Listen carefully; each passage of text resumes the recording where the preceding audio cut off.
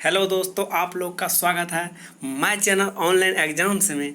तो दोस्तों, आज हम बात करने वाले हैं Lucent science objective biology question का, जो हम इससे पहले करवा दिए हैं पार्ट 5 तक। अब आज जो है ना पार्ट 6 करवाएंगे। इसमें क्वेश्चन नंबर 480 से करवा रहे हैं।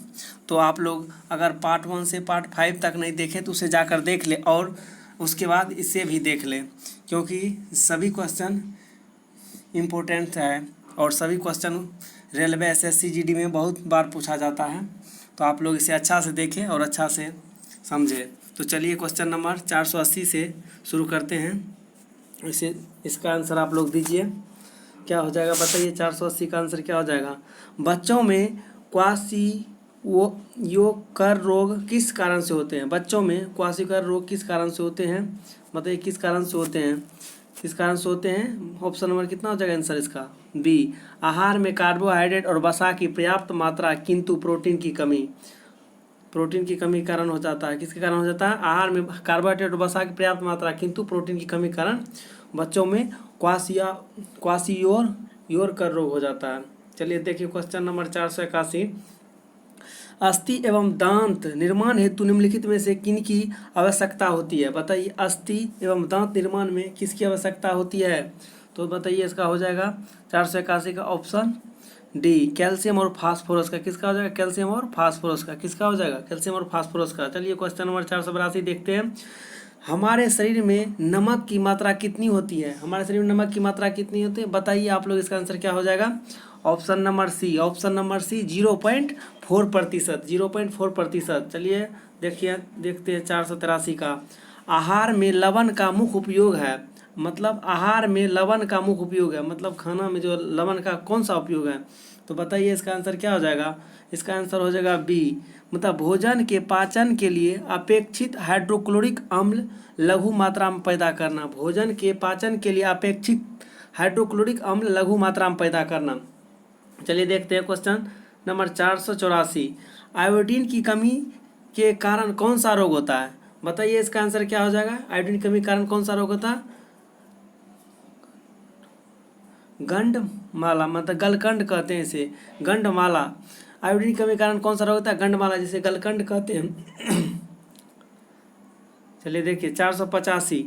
घेंगा गलगंड किसकी कमी से होता है, जो अभी इससे पहले बताया आयोडीन की कमी से होते हैं। किसकी कमी से होते हैं, आयोडीन की कमी से होते हैं। चलिए देखिए 486।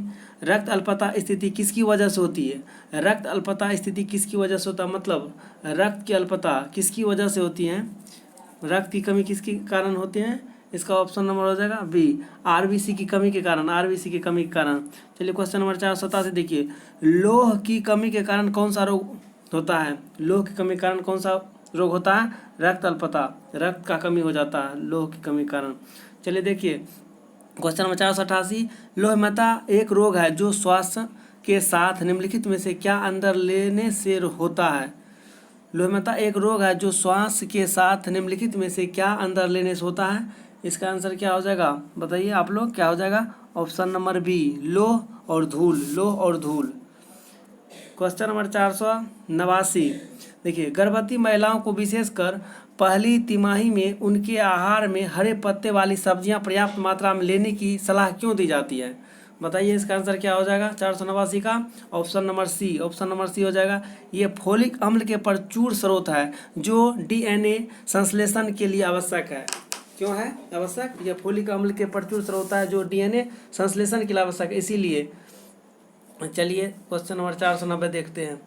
Question number 490। निम्नलिखित में से कौन सा खाद्य स्रोत लोहा का सर्वोत्तम है, मतलब कौन सा खाद्य स्रोत लोहा का सर्वोत्तम स्रोत है। तो बताइए इसका आंसर क्या हो जाएगा। ऑप्शन नंबर ए, सेब। ऑप्शन नंबर ए, सेब में अधिक मात्रा में लोहा पाया जाता है। चलिए बताइए 491। कैल्शियम की आवश्यकता निम्नलिखित में से किस निम्नतम है। कैल्शियम की आवश्यकता निम्नलिखित किस निम्नतम है, बताइए। 491 का ऑप्शन नंबर डी हो जाएगा। ऑप्शन नंबर क्या हो जाएगा, डी। मांसपेशियों के कार्य करने में, खून जमने में, हड्डियों के विकास में कैल्शियम की आवश्यकता होती है। इस सभी में कैल्शियम की आवश्यकता होती है। मांसपेशियों कार्य करने में, खून जमने में, हड्डियों के विकास में किसकी आवश्यकता होती है? कैल्शियम की आवश्यकता होती है। किसकी आवश्यकता होती है? कैल्शियम का। चलिए देखिए 492 देखते हैं। निम्नलिखित में से कौन सा एक कैल्शियम का समृद्ध स्रोत नहीं है? मतलब कैल्शियम उसमें नहीं पाया जाता है। बताइए इसका आंसर क्या होगा 492 का? ऑप्शन नंबर डी, गाजर। गाजर में कैल्शियम नहीं पाया जाता है। चलिए बताइए 493 का, निम्न में से कौन सा जिंक का उच्च स्रोत है? उच्चतम स्रोत है। किसमें जिंक पाया जाता है बहुत अधिक मात्रा में? किसमें जिंक पाया जाता है? तो ए में, अष्टभुज में। अष्टभुज में, ऑप्शन नंबर ए, अष्टभुज में। चलिए क्वेश्चन नंबर 494 में देखिए, मनुष्य के उपयोग के लिए कार्बनिक भोजन को बेहतर क्यों माना जाता है? मनुष्य के उपयोग के लिए कार्बनिक भोजन को बेहतर क्यों माना जाता है? तो बताइए 494 का ऑप्शन क्या हो जाएगा? 2। इसे रसायनों एवं सिंथेटिक कीटनाशकों का प्रयोग के बिना उगाया जाता है। चलिए क्वेश्चन नंबर 495 देखिए, भोजन से प्राप्त ऊर्जा को कैसे मापा जाता है? भोजन से प्राप्त ऊर्जा को कैसे मापा जाता है? कैलोरी के द्वारा मापा जाता है। किसके द्वारा मापा जाता है? कैलोरी के द्वारा मापा जाता है। 496 देखिए, एक गिलास पानी पीने से कितनी कैलोरी मिलती है? बताइए इसका आंसर क्या हो जाएगा? 0। मतलब एक गिलास पानी पीने से कितनी कैलोरी मिलती है? 0, 0 कैलोरी ऊर्जा मिलती है। चलिए क्वेश्चन नंबर 497 देखिए, एंजाइम ठीक से काम कर पाए इसके लिए कौन सा यौगिक आवश्यक होते हैं? एंजाइम ठीक से काम कर पाए इसके लिए कौन सा यौगिक आवश्यक होते हैं? बताइए। विटामिन। 498 देखिए, विकर मूलतः होते हैं। विकर मूलतः क्या होते हैं? विकर मूलतः क्या होते हैं? 498 को बता दीजिए आप लोग। आंसर क्या हो जाएगा? ऑप्शन सी, प्रोटीन होता है। क्या होता है? प्रोटीन। 499 देखिए, भोजन के संबंध में इनमें से कौन सा कथन गलत है? कौन सा कथन गलत है? तो बताइए 499 का आंसर क्या हो जाएगा? आप लोग बताइए। ऑप्शन नंबर डी होगा। क्या होगा? ऑप्शन नंबर डी, यह एक अकार्बनिक पदार्थ है। चलिए 500, क्वेश्चन नंबर 500 देखिए, प्रक्रिया के द्वारा आहार नली में किस तरह भोजन जाता है? मतलब प्रक्रिया के द्वारा आहार नली में किस तरह से भोजन जाता है? इसका आंसर बता दीजिए। क्या? अंतःग्रहण के द्वारा। अंतःग्रहण के द्वारा। किससे जाता है? अंतर्ग्रहण के द्वारा। क्वेश्चन नंबर 501, भोजन नली के दीवारों के संकुचन और प्रसारण को डैश गति कहा जाता है? भोजन नली के दीवारों के संकुचन और प्रसारण को डैश गति कहा जाता है। क्या कहा जाता है? बताइए इसका आंसर क्या हो जाएगा? ऑप्शन नंबर ए, क्रमांकुचन कहा जाता है। क्या कहा जाता है? क्रमांकुचन। देखिए क्वेश्चन नंबर 502, भोजन प्रायः किस में पचता है? बताइए इसका आंसर क्या हो जाएगा? छोटी आंत में। किस में पचता है? छोटी आंत में। लेकिन भोजन पाचन कहाँ शुरू होता है? पाचन क्रिया मुख से शुरू होता है, लेकिन प्रायः कहाँ पचता है? छोटी आंत में पचता है। चलिए क्वेश्चन नंबर 503, सिग्मोइड कोलन किसका भाग है? सिग्मोइड कोलन किसका भाग होता है? तो छोटी आंत का होता है। किसका होता है? छोटी आंत का होता है। डिओडेनम डैश का भाग होता है। डिओडेनम डैश का भाग होता है। किसका भाग होता है? बड़ी आंत का। डिओडेनम बड़ी आंत का भाग होता है। 505 देखिए, एंजाइम है। एंजाइम एक प्रोटीन है। एंजाइम क्या है? एक प्रोटीन है। देखिए एंजाइम एक क्या है? फिर वही, एंजाइम एक क्या है? एंजाइम एक बायो उत्प्रेरक है, मतलब प्रोटीन है। एंजाइम एक बायो उत्प्रेरक प्रोटीन है। क्वेश्चन नंबर 507 देखिए, एंजाइमों में निम्नलिखित में से क्या एक श्रृंखला में होते हैं? एंजाइमों में निम्नलिखित में से क्या एक श्रृंखला में होते हैं? क्या होते हैं? अमीनो अम्ल होते हैं। अमीनो अम्ल होते हैं। मानव तंत्र में निम्न में से कौन सा एक पाचक एंजाइम नहीं है? बताइए आप लोग, इसका आंसर क्या हो जाएगा? बताइए। गैस्ट्रीन। गैस्ट्रीन एक पाचन एंजाइम नहीं है। चलिए क्वेश्चन नंबर 509 देखिए, लार किसके पाचन में मदद करती है? लार किसके पाचन में? स्टार्च के पाचन में मदद करती है। किसके पाचन में? स्टार्च के पाचन में। क्वेश्चन नंबर 510, शरीर के किस भाग में पीत रस बॉयल जूस का उत्पादन होता है? बताइए इसमें। इसका आंसर क्या हो जाएगा? ऑप्शन नंबर डी, यकृत। ऑप्शन नंबर डी क्या होता है? यकृत हो जाएगा। क्या हो जाएगा? यकृत। 511 देखिए, पीत बॉयल जमा होता है। पीत कहाँ जमा होता है? बताइए 511 का क्या हो जाएगा? इसका आंसर पित्ताशय में। क्या हो जाएगा? पित्ताशय। Option number A. चलिए 512 देखिए, वसा का पाचन करने वाला एंजाइम लाइपेज निम्नलिखित में से किसके द्वारा स्रावित होता है? किसके द्वारा स्रावित होता है? ऑप्शन नंबर कितना इसका आंसर हो जाएगा? बताइए। ऑप्शन नंबर बी, अग्नाशय। क्या हो जाएगा? Option number B, अग्नाशय। 513 देखिए, लाइपेज द्वारा वसा के जलीय अपघटन पर मिलता है। बताइए इसका आंसर क्या हो जाएगा? 513 का आंसर बताइए। इसका आंसर हो जाएगा बी, वसीय अम्ल और ग्लिसरॉल। वसीय अम्ल और ग्लिसरॉल। 514 देखिए, मानव के आमाशय में एक्स अम्ल उत्पन्न होता है जो भोजन के पाचन में सहायता करता है। वह एक्स अम्ल कौन सा है? बताइए इसका आंसर क्या हो जाएगा? 514 का ऑप्शन सी हो जाएगा, ऑप्शन सी हो जाएगा हाइड्रोक्लोरिक अम्ल। क्या हो जाएगा? हाइड्रोक्लोरिक अम्ल। बताइए 515 में निम्न में से कौन सा अमाशय रस के एक घटक के रूप में पेट से स्रावित नहीं होता है? बताइए इसका क्या होगा आंसर। ऑप्शन ए हो जाएगा। क्या हो जाएगा? Option A sulphuric acid. बताइए 516 में अंगों की कौन सी क्रियाएं सही रूप से मेल खाती है? इसमें मिलाना है, कौन सही है बताइए। इसका आंसर क्या हो जाएगा? इसका आंसर क्या हो जाएगा बताइए। ऑप्शन नंबर बी पित्ताशय, पित्त संग्रहित करता है लीवर, पित्त उत्पत्ति करता है मतलब उत्पादन करता है पाचक ग्रंथि, इंसुलिन मुक्ति करता है, और पित्त वाहिका पित्त परिवहन करता है। चलिए इस देखिए क्वेश्चन नंबर 517 देखिए। क्वेश्चन नंबर 517 निम्नलिखित में से कौन सा कार्बोहाइड्रेट के पाचन का मुख्य अंत उत्पादक होता है? मतलब सबसे लास्ट में कार्बोहाइड्रेट उत्पादक कौन करता है? क्वेश्चन नंबर 517 क्या हो जाएगा आंसर? ऑप्शन नंबर सी हो जाएगा। क्या हो जाएगा? ऑप्शन नंबर सी ग्लूकोज हो जाएगा। चलिए देखिए 518 खून लगने पर कोई व्यक्ति सर्वप्रथम उपयोग करता है अपनी भूख लगने पर कोई व्यक्ति सर्वप्रथम उपयोग करता है अपनी किसका उपयोग करता है? ग्लाइकोजन का। चलिए देखिए 519 कौन सा एंजाइम पेट के अंदर प्रोटीन के पाचन में शामिल होता है? कौन सा एंजाइम पेट के अंदर प्रोटीन के पाचन में शामिल होता है? बताइए इसका क्या आंसर हो जाएगा? Pepsin option number D. 520 देख लिए फेफड़े डैश के प्राथमिक अंग है। फेफड़े किसके प्राथमिक अंग है? श्वसन के प्राथमिक अंग है। फेफड़े श्वसन के प्राथमिक अंग है। देखिए इसका 521 में हमारे फेफड़े डैश में कोशिकाएं होती है। हमारे फेफड़े में डैश कोशिका होती है। हमारे फेफड़े में कितना कोशिका होती है? हमारे फेफड़े में कितने कोशिका संख्या बताइए। मैंने 300 मिलियन। हमारे फेफड़े में 300 मिलियन कोशिकाएं होती है। देखिए 522 देखिए मानव शरीर में क्या छोड़ा जाता है? मानव श्वसन में क्या छोड़ा जाता है? मानव श्वसन में क्या छोड़ा जाता है? Carbon dioxide. क्या छोड़ा जाता है? Carbon dioxide. निम्नलिखित में से कौन सा अंग मनुष्य के उत्सर्जन तंत्र एक्सक्रीटरी सिस्टम का अंश नहीं है? तो कौन सा नहीं है? गर्भाशय। कौन सा नहीं है? गर्भाशय।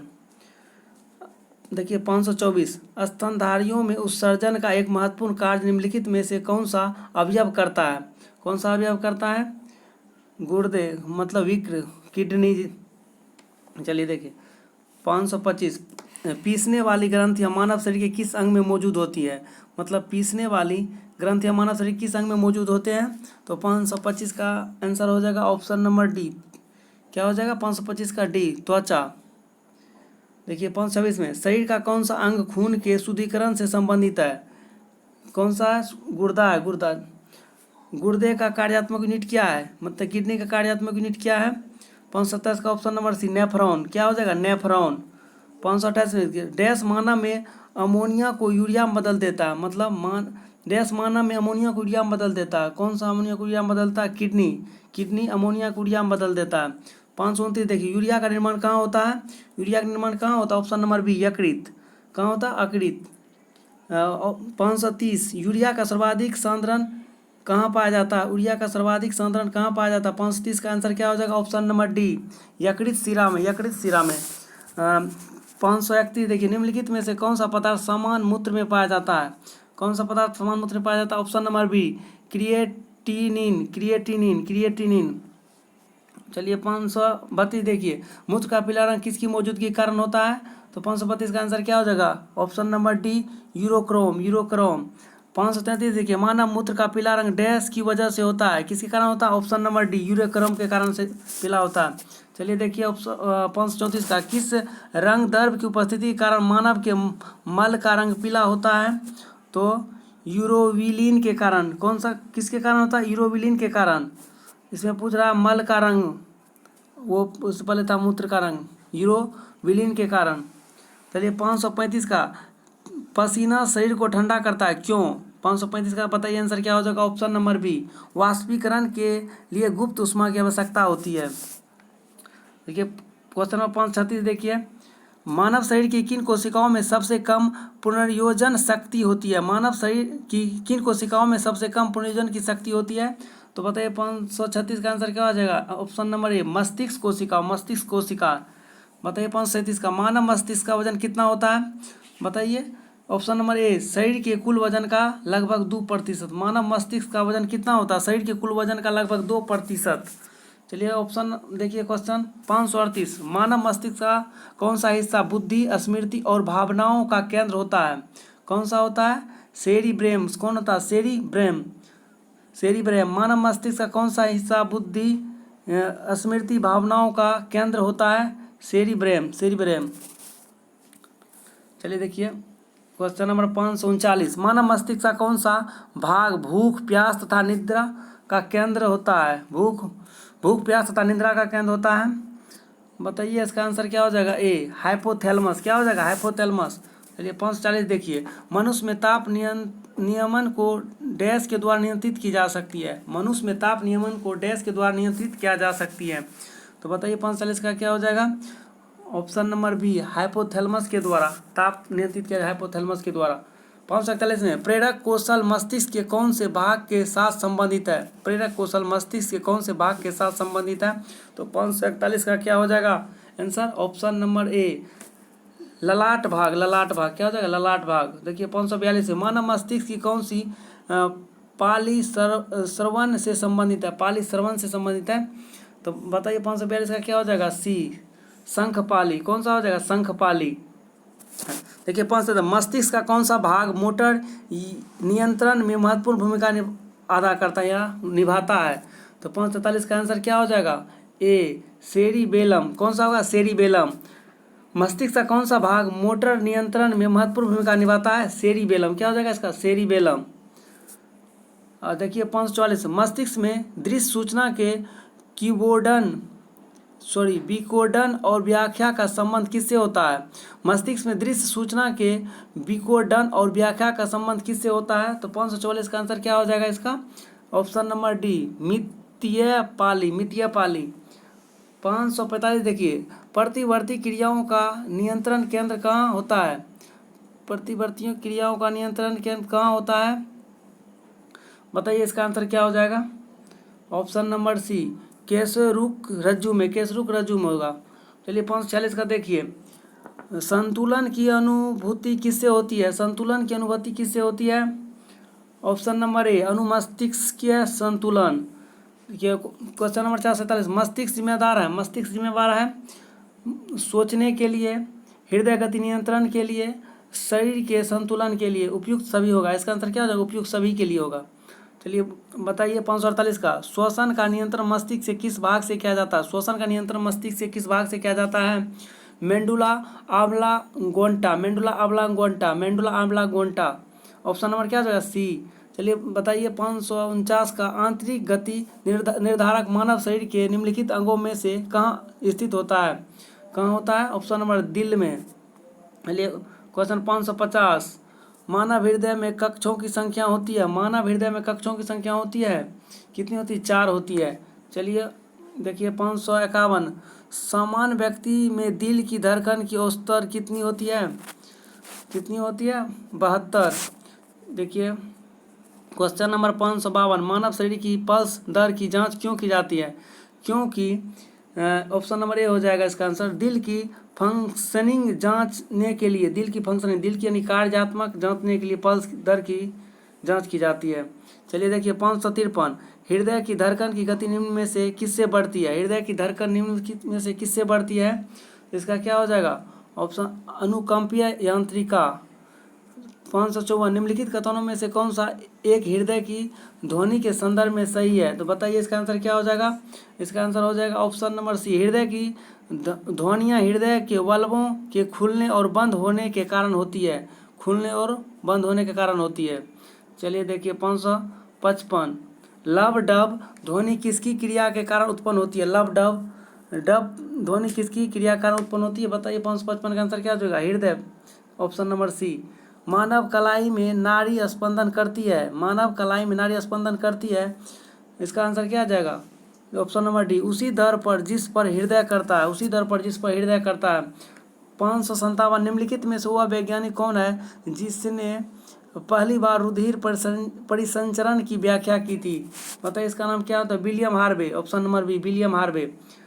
558, पेस मेकर का कार्य है? पेस मेकर का कार्य है क्या? बताइए इसका आंसर क्या हो जाएगा? ऑप्शन नंबर सी, दिल की धड़कन प्रारंभ करना। 559, दिल का दौरा किस कारण से होता है? दिल का दौरा किस कारण से होता है? इसका आंसर हो जाएगा सी, हृदय में रक्त आपूर्ति की कमी के कारण। क्वेश्चन 65, मानव शरीर में सबसे बड़ी धमनी कौन है? मानव शरीर सबसे बड़ी महाधमनी कौन है? महाधमनी।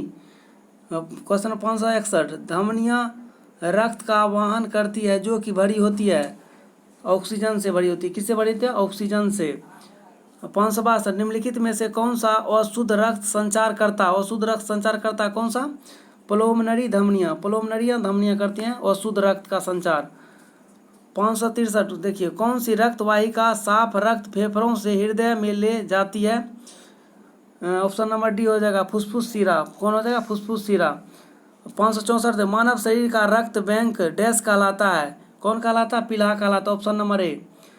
565, रक्त प्रवाह से हवा के बुलबुले का होना जीवन के लिए क्यों खतरनाक है? रक्त प्रवाह से हवा के बुलबुले का होना जीवन के लिए क्यों खतरनाक है? 565 का आंसर क्या हो जाएगा? ऑप्शन नंबर सी, रक्त के प्रवाह से बाधा उत्पन्न हो जाती है। रक्त के प्रवाह से बाधा उत्पन्न हो जाती है। चलिए देखिए क्वेश्चन नंबर 566, मानव शरीर में खून की शुद्धिकरण की प्रक्रिया क्या कहा जाता है? क्या कहा जाता है? ऑप्शन नंबर ए हो जाएगा डायलिसिस। डायलिसिस। चलिए 567, निम्नलिखित में से किन की भित्तियों पर रक्त द्वारा डाले गए दबाव को रक्तदाब कहते हैं? तो इसका आंसर क्या हो जाएगा? सी, धमनियों की रक्तदाब पर। चलिए देखिए 568, जब एक व्यक्ति वृद्ध हो जाता है तो सामान्यतः उसका रक्तदाब क्या हो जाएगा? ऑप्शन नंबर ए हो जाएगा घट जाता है। क्या हो जाता है? घट जाता है। क्वेश्चन 569, एक किशोर व मनुष्य में सामान्यतः रक्तदाब कितना होता है? कितना होता है? ऑप्शन नंबर इसका आंसर हो जाएगा ए, 120/80 mmGH। 570, निम्नलिखित उपकरणों में से किसको रक्तचाप नापने के लिए उपयुक्त किया जाता है? रक्तचाप स्फेग्नोमेनोमीटर। ऑप्शन नंबर बी इसका आंसर हो जाएगा। चलिए देखिए 571, स्फेग्नोमेनोमीटर किसमें रक्तदाब को मापता है? किसमें रक्तदाब को मापता है? ऑप्शन नंबर बी, धमनिया में। ऑप्शन 572, देखिए मनुष्य में सामान्यतः निम्न रुधिर शर्करा स्तर प्रति 100 ml रुधिर होता है। बताइए इसका क्या होता है? 80 से 100 mg। 80 से 100 mg। 573, मानव शरीर में कोलेस्ट्रॉल का सामान्य स्तर क्या होता है? क्या होता है? इसका आंसर हो जाएगा ऑप्शन नंबर सी, 140 से 180 mg/। क्वेश्चन 574, वयस्क मानव शरीर में हड्डियों की संख्या कितनी होती है? वयस्क मानव शरीर में हड्डियों की संख्या कितनी होती है? Option number B, 206। 575, नवजात शिशु में लगभग कितनी हड्डी पाई जाती है? नवजात शिशु में लगभग कितनी हड्डी पाई? ऑप्शन नंबर डी हो जाएगा 300। क्वेश्चन नंबर 576, मनुष्य की खोपड़ी में कितनी अस्थियां होती है? मनुष्य खोपड़ी में कितनी अस्थियां पाई जाता है? 8। मनुष्य खोपड़ी में 8 अस्थियां पाई जाती है, हड्डी। 577, मनुष्य के शरीर में पसलियों की कितने जोड़े पाए जाते हैं? मनुष्य के शरीर में पसलियों की कितनी जोड़े होते हैं? कितने जोड़े होते हैं? 12। कितने जोड़े होते हैं? 12। 578, मनुष्य में मेरुदंड से कितनी जोड़ी तंत्रिका निकलती है? मनुष्य में मेरुदंड से कितनी जोड़ी तंत्रिका निकलती है? तो ऑप्शन नंबर सी, 31। कितनी हो जाएगा? 31 मेरुदंड से जोड़ी तंत्रिका निकलती है। चलिए 579, देखिए मानव स्पाइनल कॉलम डैश हड्डियों से बना होता है? मानव का स्पाइनल कॉलम कितनी हड्डियों से बना होता है? बताइए इसका आंसर क्या हो जाएगा? ऑप्शन नंबर ए, 33 हड्डियों से। स्पाइनल कॉलम कितनी हड्डियों से बना होता है? 33 हड्डियों से। देखिए क्वेश्चन 580, मनुष्य में पुनः स्थापित होने वाले दांतों की संख्या कितनी होती है? कितनी होती है? 20 होती है। पुनः स्थापित मतलब दोबारा आने वाला दांत 20 मानव शरीर। देखिए 581, मानव शरीर में सबसे लंबी अस्थि कौन सा है? मानव शरीर में सबसे लंबी अस्थि कौन सा है? फीमर, जांघ की हड्डी। फीमर, जांघ की हड्डी। चलिए क्वेश्चन नंबर 82, मानव शरीर में सबसे लंबी और मजबूत अस्थियां कौन सी होता है? कौन सी होता? उर्वा अस्थि होता है। सबसे लंबी और मजबूत अस्थि कौन होता है? उर्वा अस्थि होता है। 582 का ऑप्शन नंबर ए। चलिए 583 का, मानव शरीर में सबसे छोटी हड्डी कौन सा होती है? स्टेपीज होती है। स्टेपीज होती है। स्टेपीज होती है, कान की हड्डी होती है। चलिए देखिए क्वेश्चन नंबर 584, मनुष्य के शरीर में पैरों की हड्डियाँ है? पैरों की हड्डियाँ कौन सी है? देखिए 84 का आंसर क्या हो जाएगा? ऑप्शन बी, फिबुला और टिबिया पैरों में पाया जाता है। कहाँ पाया जाता है? फिबुला और टिबिया कहाँ पाया जाता है? पैरों में पाया जाता है, पैर की हड्डी में। देखिए 585, मानव शरीर में दो हड्डियाँ आपस में कैसे जुड़ी रहती है? कैसे जुड़ी रहती है दो हड्डियाँ? मतलब हड्डी को हड्डी से कौन जोड़ता? लिंगामेंट जोड़ता। अस्थिबंध मतलब लिंगामेंट। हड्डी को हड्डी से कौन जोड़ता? लिंगामेंट जोड़ता। अस्थि को अस्थियों से कौन जोड़ता? लिंगामेंट। देखिए 586, मनुष्य के शरीर में बरटेरबा निम्न में से किसका भाग है?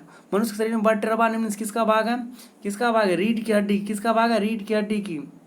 देखिए 587 निम्नलिखित में से कौन सी एक अक्षीय हड्डी नहीं होता? अक्षीय हड्डी मतलब नहीं होता है, ऑप्शन नंबर सी होता है, कंधा की हड्डी अक्षीय हड्डी नहीं होता। देखिए 588 में डैश एक मानव हड्डी का जोड़ नहीं है, इसका क्या हो जाएगा answer? Option number C macro. Macro. देखिए 589 हमारे शरीर में कुल कितनी मांसपेशियां होती है? हमारे शरीर में कुल कितनी मांसपेशियां होती हैं? ऑप्शन नंबर इसका क्या हो जाएगा आंसर? बी 639। 590 देखिए एक मानव शरीर में अनैच्छिक मांसपेशियां कहाँ होती है? एक मानव शरीर में अनैच्छिक मांसपेशियां कहाँ होती है? कहाँ होती है? ऑप्शन कितना हो जाएगा? ऑप्शन नंबर सी दिल में अनैच्छिक मांसपेशियां होती है। नेत्र गोलक को नियंत्रित करने के लिए कितनी मांसपेशियां इस्तेमाल किया जाता है? Option number C 6। निम्नलिखित में से कौन सा अंग मानव महिला प्रजनन प्रणाली से संबंधित नहीं है? निम्नलिखित में से कौन सा अंग मानव महिला प्रजनन प्रणाली से संबंधित नहीं है? तो शुक्रवाहिका। शुक्रवाहिका पुरुष में पाया जाता है, महिला में गर्भनाल पाया जाता है, अंडाशय पाया जाता है, जबकि गर्भाशय जबकि इसमें पुरुष में पाया जाता है। और इसका आंसर हो जाएगा ऑप्शन नंबर डी। मानव शरीर के निम्नलिखित भागों में से किस एक में शुक्राणु डिंब को निषेचित किया जाता है? शुक्राणु डिंब को निषेचित किया जाता है। ऑप्शन नंबर क्या हो जाएगा इसका आंसर?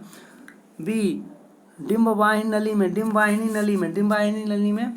चलिए देखिए 594 का कृत्रिम वीर्य सेचन प्रक्रिया में निम्नलिखित में से किसको स्त्री के गर्भाशय में प्रविष्ट करवाया जाता है? किसको प्रविष्ट करवाया जाता है? ऑप्शन बताइए इसका क्या हो जाएगा आंसर? इसका आंसर क्या हो जाएगा? ऑप्शन नंबर सी केवल शुक्राणु में। केवल शुक्राणु। देखिए 555 में निम्नलिखित में से कौन सी स्थिति टेस्ट ट्यूब बेबी की परिघटना को सही रूप से निरूपित करती है?